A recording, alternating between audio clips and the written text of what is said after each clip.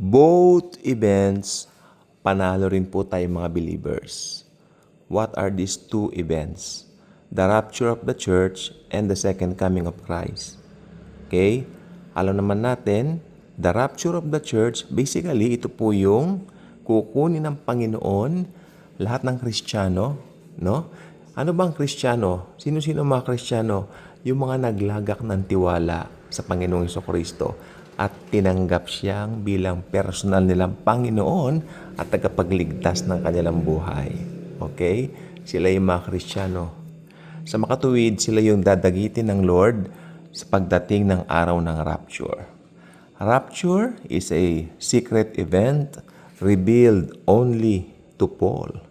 Okay? Ibig sabihin, ito ay para po sa church.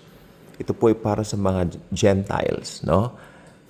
Kasi ang nakakasakop mostly sa church, mga Gentiles po talaga.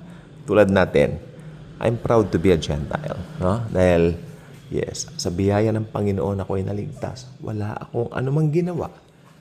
Not by my works, not by my former religion, not about anything. Hindi. Naligtas po ako dahil sa kagandahang loob ni Jesus Christ sa akin. Namatay siya sa krus para sa akin. Past, present, future, my sins, bayad lahat. Dahil sa ginawa ng Lord sa cross. Kaya wala tayong pagmamalaki. Lahat biyaya. Sukdulang biyaya. Actually, forever biyaya. Umaatikabong biyaya.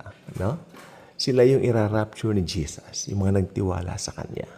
Okay? At pag nag-rapture na po, magbibigay ng reward ang Lord sa atin sa langit. Alam naman natin ang mangyayari po sa lupa, chaos.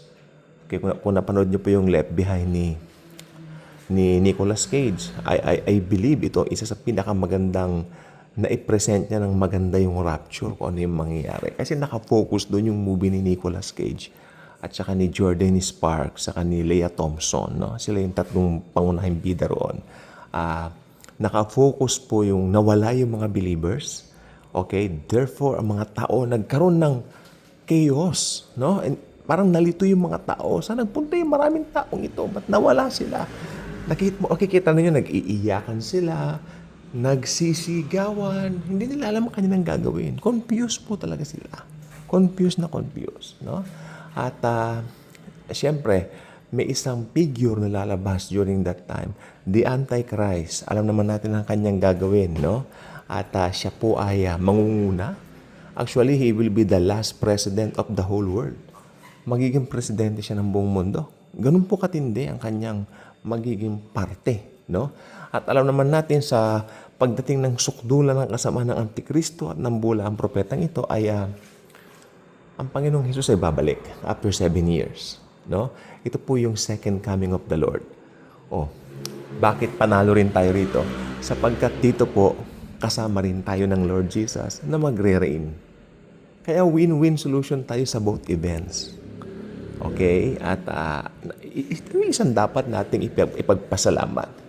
Ikaw ba gumising ka na sa umaga na pinagpasalamat mo, Lord Jesus, thank you. Dahil ako po ay ligtas na. Dahil saved na po ako. Dahil ako ay dadagitin mo anytime. Umabot na ba kayo doon sa puntong yon na nagpapasalamat ka dahil saved ka? Pag umabot ka roon, I can say na matured na yung Christian life mo. Dahil ang pinagpapasalamat mo na talaga yung eternity mo. Yung talagang kalagayan mo kay Lord. No? At I believe yung level mo, wow, heavy. No? While hindi naman tayo dapat nagle-level, pero ako, hindi ko rin maiwasan na talagang nakikita mo rin yung maturity ng isang believer. Pag-isip mo, Lord, thank you, I'm saved. Okay? Thank you, Lord. Niloob mong makilala kita. Nagpakilala ka sa akin. At ngayon, save ako.